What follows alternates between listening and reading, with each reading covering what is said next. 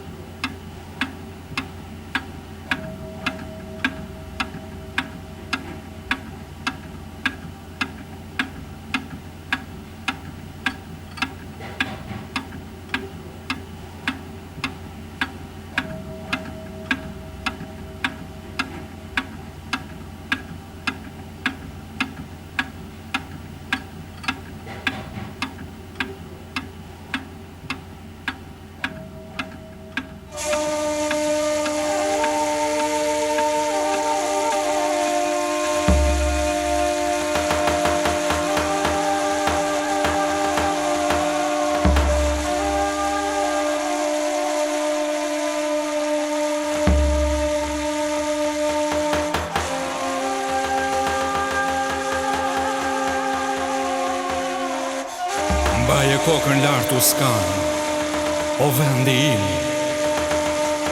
brezave për ty u flet beqe, trimi. Kreno me të mëj toka shqiptare, gryke kolarës, të rinë si për krenare. O beqir limani, si ta bëjmë Shqipërinë, ta gëzoj rinia, brezat që po vinë.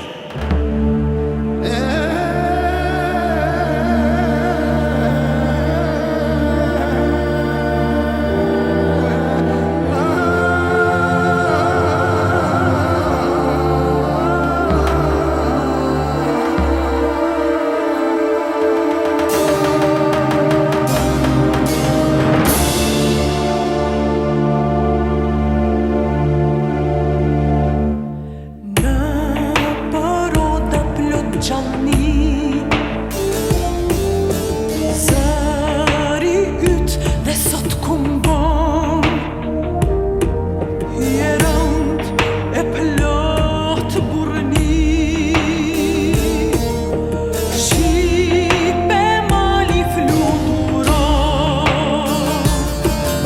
Syt shkrepën ndër vite, si rufe bjar mi shtratar, rruga jote ka tjece, qon drejt rrungut gjithë shqiptar. Për të qene për këto, bëhemi shumë e bëhemi li, mira vjen në katë nahi.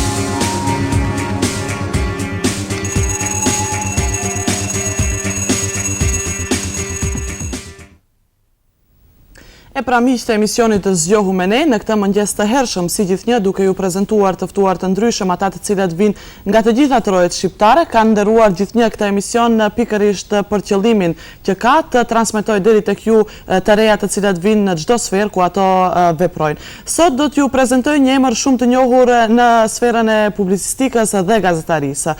Është një emër i cili do të duhej të mburet çdo shqiptar, do të duhej që çdo shqiptar të ketë diçka nga puna e tij, e cila do të prezantohet tash në këtë moment dhe brenda minutave në vijim në bisedën të cilën ne do ta zhvillojmë brenda monografisë e cila vjen për dëshmorët 1997-2002. Është zoti Afrim Mustafa, është publicist dhe gazetar, drejtori i radios Zëri i Sharit, antar i shoqatës së familjeve të dëshmorëve, veteran i luftës së Kosovës. Mirëmëngjes, mirë se erdhët në studio. Mirëmëngjes, ju përshëndes juve dhe gjithë teleshikuesit. Jemi këtu sot për të prezentuar luftën e Treuçekove. Ajo e cila është përmbledhur me të gjithë dëshmorët, monografi për ta, që nga viti 1997-2002 me titull Bardhësitë e Atdheut. Cili është qëllimi i këtij botimi? Faleminderit për pyetjen. Qëllimi i botimit të kësaj monografie, e cila është edhe monografia apo dokumentari vetëm që përfshin të gjithë dëshmorët e kombit të rënë në 10 vjeçën e fundit në hapësirat shqiptare, pra ishte që të sjell apo të transmetoj deri te lexuesi jo vetëm i Kosovës dhe jo vetëm shqiptar, por në të gjitha trojët shqiptare dhe jashtë Kosovës, informacione më të hollësishme për ata që na sollën në këtë ditë, na sollën edhe në këtë bashkëbisedim të ngrohtë miqësor që po e bëjmë me ju edhe për teleshikues të televizionit të Shkupit. Pra, ky është qëllimi në radhë të parë, që të gjithë ata që dëshirojnë të dinë më shumë për luftrat heroike, për luftën e UÇK-s në Kosovë, në Kosovën Lindore dhe në Maqedoni, ku gjatë viteve 97-2002 flijuan gjithsej 2073 dëshmorë, të kenë informacione për të bëmat, për heroizmat, për trimëritë e dëshmorëve, për veprën e tyre madhore dhe edhe për flijimin e tyre për lirinë e Kosovës, për lirinë kombëtare. Është kjo pikërisht përmbajtja apo jo? Po pra, përmbajtja e librit janë gjithë dëshmorët e kombit, 2073 dëshmorë, të rënë në 10 vjeçën e fundit, pra në fund shekullin 20 dhe fillimin e shekullit 21, nga të cilët 1945 dëshmorë janë të Kosovës, të rënë me emblemen e ushtrisë shqiptare të Kosovës, nga vite 1997-1999, kur u shlirua Kosova nga ushtria shqiptare të Kosovës dhe nga NATO-ja dhe nga miqtanë ndërkombëtar. Ndërkësh në vazhdim janë edhe dëshmorët e UÇPMB-s rënë pas çlirimit Kosovës, përkatësisht në luftën e luginës së Preshevës nga viti 1999-2000, gjatë luftës së cilës ranë 28 dëshmorë, pra në emblemën e UÇPMB-s. Si dhe janë të prezantuar po ashtu me biografi edhe dëshmorët e luftës së fundit të ushtrisë shqiptare kombëtare në Maqedoni, lufta e cila u zhvillua gjatë vitit 2001, gjatë së cilës ranë gjithsej 101 dëshmorë. Përveç 273 dëshmorëve të prezantuar në këtë libri përmban edhe fakte dhe argumente të tjera, gjithnjë nga luftrat heroike shqiptare të 10 vjeçit të fundit. Këtu kam prezantuar edhe artikuj të ndryshëm të botuar dhe të transmetuar gjatë luftës në Kosovë dhe në Maqedoni nëpër media të ndryshme të Kosovës dhe në media të ndërkombëtare, posaçërisht në televizionin shqiptar të Tiranës, në gazetën Fakti në Shkup, në Deutsche Welle, në Zërin e Amerikës dhe media të tjera, materiale të transmetuara dhe të botuara drejt për drejt nga lufta shqiptare e Kosovës. Sa ka qenë vështirë tubimi i këtyre materialeve, edhe pse pikërisht tani kjo monografie e dëshmorëve pas sa viteve ku përfundon lufta e ushtrisë shqiptare të Kosovës, UÇPMB-s dhe ushtrisë shqiptare kombëtare? Po pra, ka qenë një angazhim, një punë sistematike që ka zgjatur nga viti 2002, përkatësisht pas përfundimit të luftës së ushtrisë shqiptare kombëtare në Maqedoni. Prej nga unë i kam mbledhur të gjitha të dhënat në mënyrë që lexuesi, qytetari dhe gjithë ata që dëshirojnë të kenë informacione për dëshmorët dhe të nderojnë dëshmorët, të kenë informacione në një libër të vetëm për të gjithë dëshmorët. Në një farforme unë kam bërë bashkimin e dëshmorëve në një dokumentar të vetëm. Unë do të mundem që edhe bisedën ta ilustrojmë me fotografi të dëshmorëve nga libri. Në fakt, dëshmorët i bashkoj ideali i tyre për luftë, ideali i tyre për liri, por unë kam bërë përjetësimin e dëshmorëve në dokumentar në letër të bardhë. Gjatë viteve të krijimit, të përshkrimit dhe të botimit të këtij libri ka patur vështirësi të natyrave të ndryshme. Normalisht më vështira ka qenë sigurimi e informacione për secilin dëshmor veç e veç dhe unë së bashku me ekipin tim kam vizituar të gjitha familjet e dëshmorëve posaçërisht në Maqedoni, të ushtrisë shqiptare kombëtare, por edhe në luginën e Preshevës dhe në Kosovë, të gjitha vendbanimet, të gjitha fshatrat dhe qytetet prej nga vinë dëshmorët. Pra janë gjëset, përsërisë njerë 2073 dëshmorë, të cilat e kemi prezantuar këtu në mënyrën më të saktë, në mënyrën më korrekte, duke mos menduar se është për vjedhje ndoshta ndonjë gabim që mund të jetë i natyrës teknike, por të gjitha informacionet i ka marrë në vend të ngjarjes, nga vendi i ngjarjes, pra nga familjarët e dëshmorëve, kudo në tërë shqiptare, gjithashtu edhe në bashkëpunim edhe me asociacionet të ndryshme të dalë nga lufta, shoqata të dalë nga lufta, të cilat i falenderoj dhe i përshëndes kudo që ndodhen përfaqësuesit e tyre. Dhe njëri nga ata do ta përshëndes në veçanti kryetarin e shoqatës së familjeve të dëshmorëve në Republikën e Kosovës, zotëri Xhavit Jashari, për kontributin e tyre, për të mbledhur të dhënat, për të më ndihmuar, për t'i publikuar në këtë libër.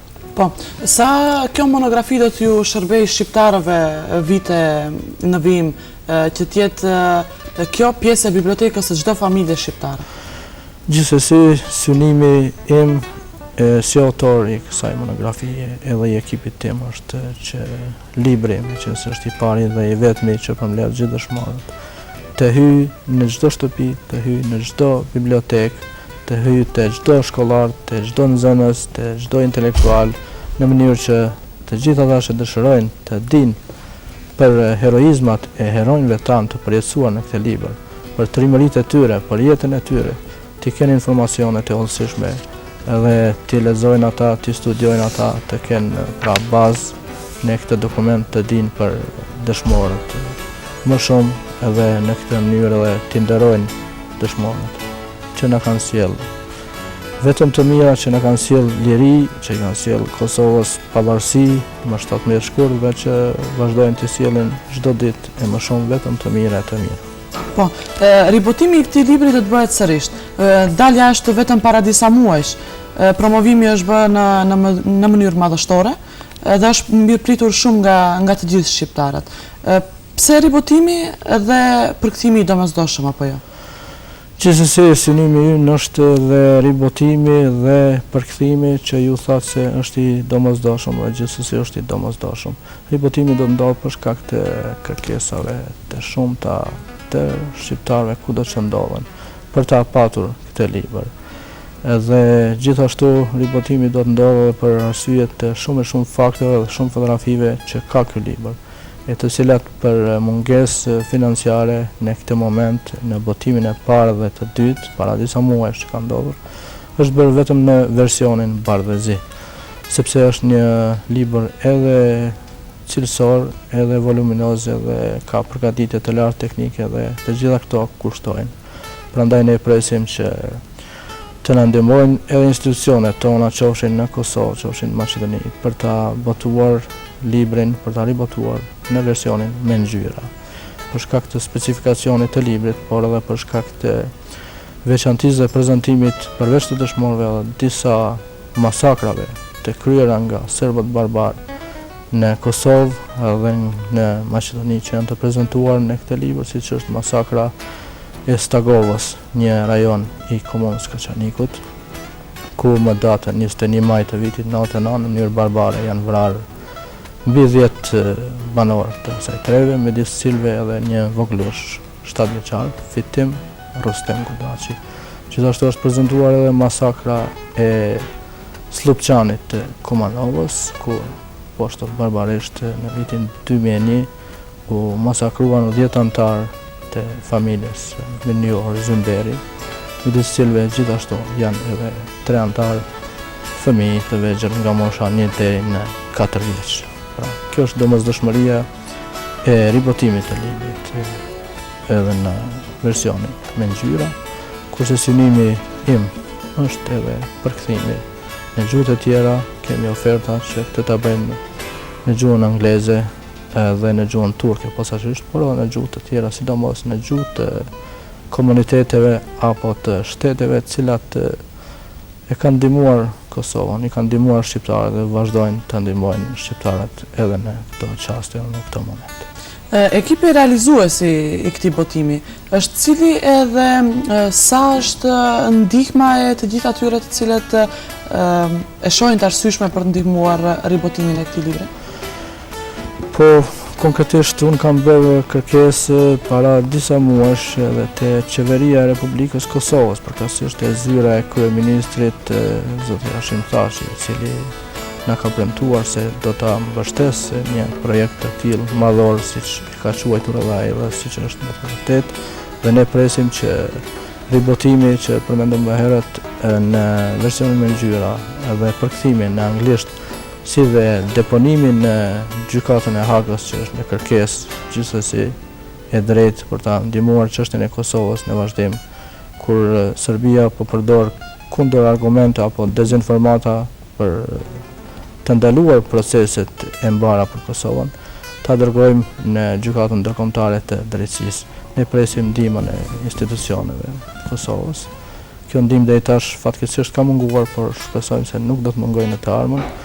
Unë dua të falenderoj posaçërisht disa nga komunat e Kosovës, që e kanë përkrahur në mënyrë simbolike botimin, ardhen deri këtu të monografisë Marsitë Adheut, siç është Komuna e Lipjanit me kryetarin zotëri Shukri Buja, Komuna e Vitis, Komuna e Dardanës dhe Komuna e Ferizajt, po ashtu me një ndihmë simbolike para disa muajsh na ka përkrahur edhe Komuna e Çajirit këtu në Shkup me kryetarin, veprimtarin e njohur zotëri Izet Mexhidi, i cilin falenderoj përzemërsisht, sikurse të gjithë ata të tjerë që na kanë ndihmuar me donacione të vogla.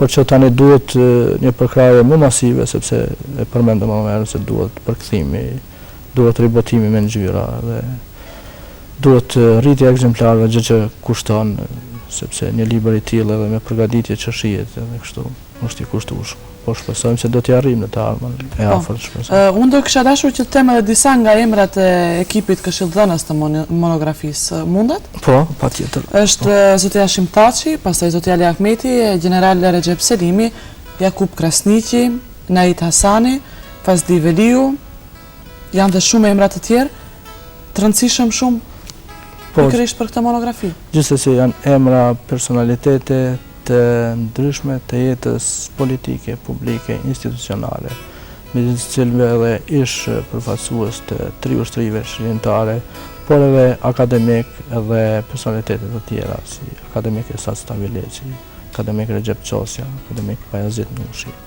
dhe shumë e shumë të tjerë, cilët në një mënyrë apo në tjetër kanë ndihmuar me këshillat e tyre që mi kanë dhënë mua në bashkëpunim me sipër, një që ky libër të dalë sa më përmbajtësor, sa më i sakt edhe sa më argumentues, e në këtë rast do të përshëndes, do të falenderoj në veçanti për angazhimin e vazhdueshëm edhe zotëri Bashkim Gjokli, që është edhe njëri nga anëtarët e ekipit këshillëdhënës dhe asistent i gjithë kësaj veprimtarie dhe i gjithë kësaj pune dhe i radios Zëri i Sharrit. Po, atëherë bëjmë ne këtu një shkëputje muzikore për të rikthyer sërish dhe për ta vazhduar bisedën. Faleminderit.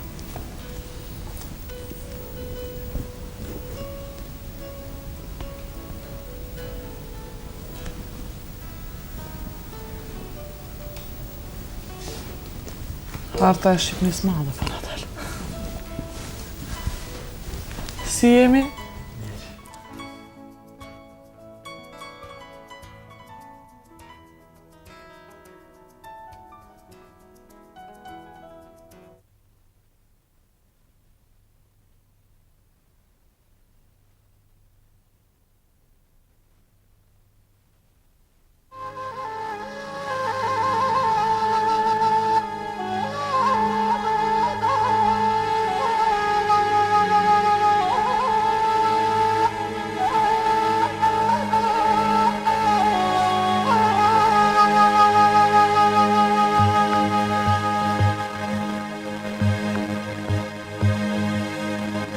Evropë e ftoht po kthehem, atë dhe utë sot I vlen gjithçka.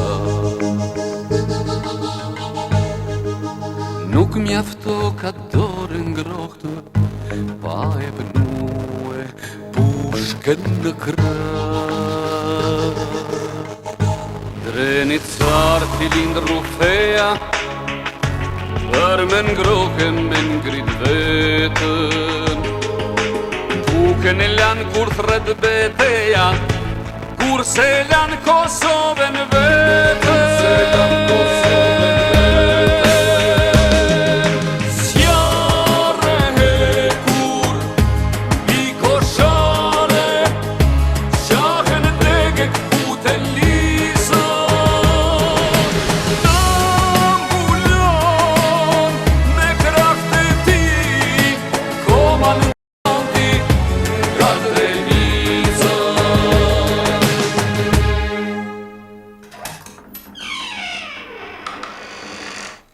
Jam jetë gashi qlirimtar, mirë se gjej në logja trime.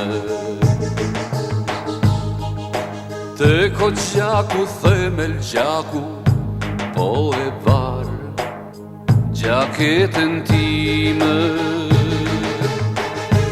Nuk du e posta s'du një shana, kështu e keme fise far. Nga djepi me mësoj nëna, mjafton t'jem veç lirim të.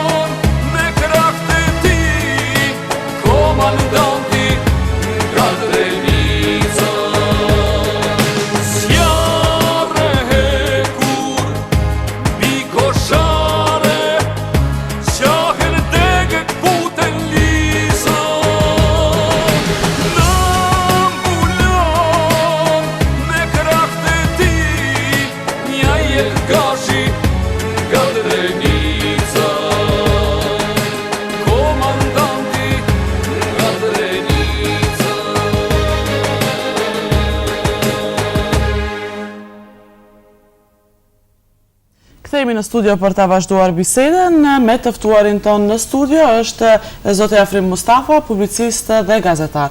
Do të ndalemi pak tek radioja juaj dhe rëndësia e monografisë pikërisht tek kjo radio. Po, gjithsesi Djelza, rëndësia e monografisë është edhe për faktin se është botuar pikërisht në kuadër të radios Zëri e Sharrit, radio ku unë jam drejtor i këtij mediumi. Po ashtu edhe në kuadër të shoqatës së familjeve të dëshmorëve të Republikës së Kosovës.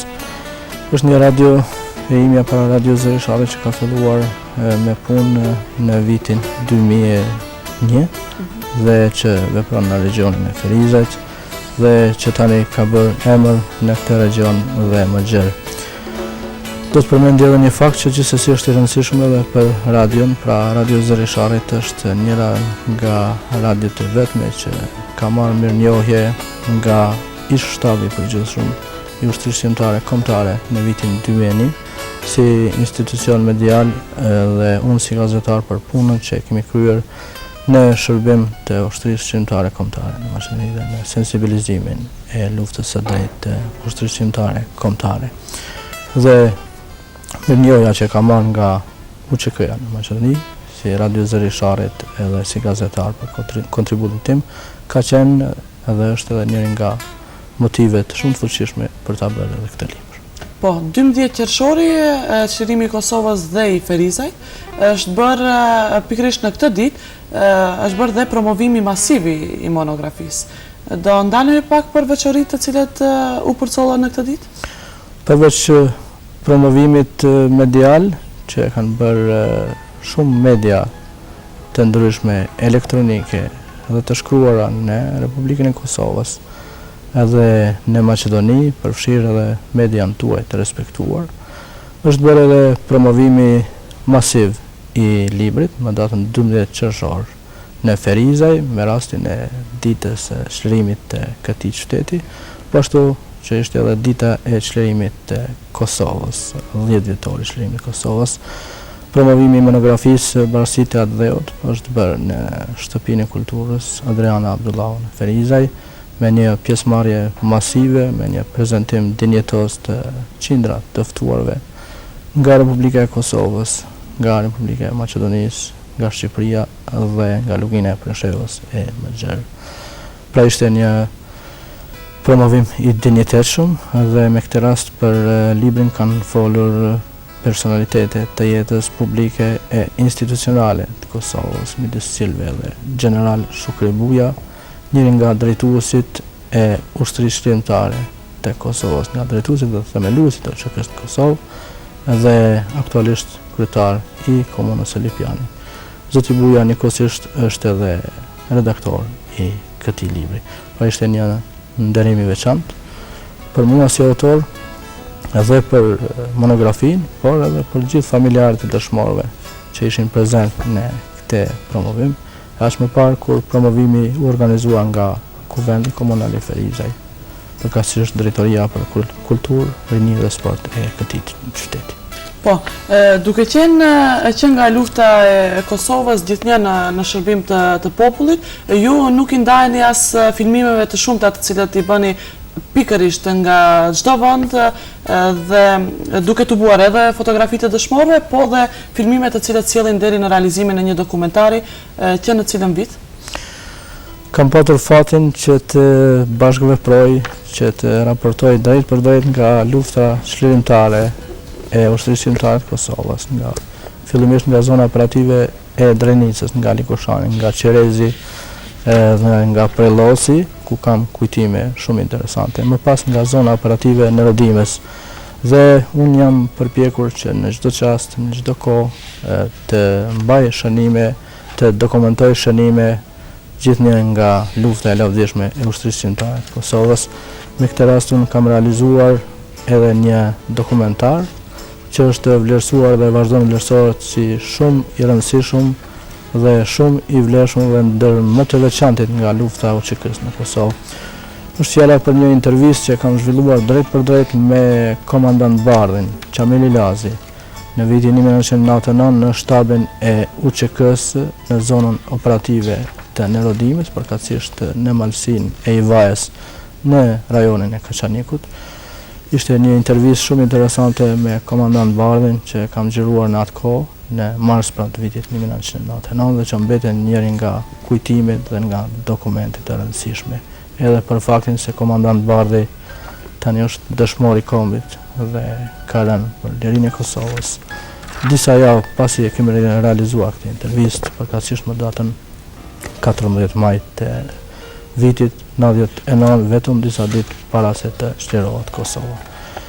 Ky dokumentar është transmetuar deri tash disa herë nga Radio Televizioni Publik i Kosovës dhe vazhdon të ritransmetohet edhe më tej, por unë jam në përpjekje për ta plotësuar dhe për të shtuar edhe disa dokumente shtesë që gjithnjë lidhen me këtë dokumentar, pra me dokumentarin kushtuar komandant Bardhit dhe që e mban emrin Bardhësi, komandant Bardh.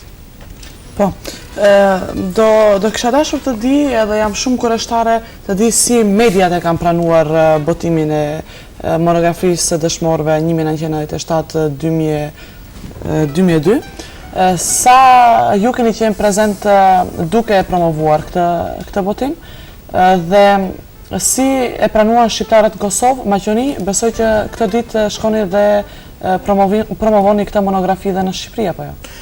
Gjithsesi, në vazhdën e prezantimit dhe të publikimit të kësaj monografie, ka qenë edhe prezantimi apo promovimi medial në Kosovë dhe në Maqedoni, posaçërisht në Kosovë, që mediat e shkruar edhe ato elektronike i kanë kushtuar një rëndësi jashtëzakonisht të madhe dhe vazhdojnë të kushtojnë edhe më tej botimit të kësaj monografie, edhe për faktin që theksuam më herët se është dokumenti i parë dhe i vetëm që përfshin të gjithë dëshmorët e kombit në 3 hapësirat shqiptare, por edhe dëshmorët nga Shqipëria që kanë rënë në Kosovë dhe në Maqedoni që janë gjithsej të 24.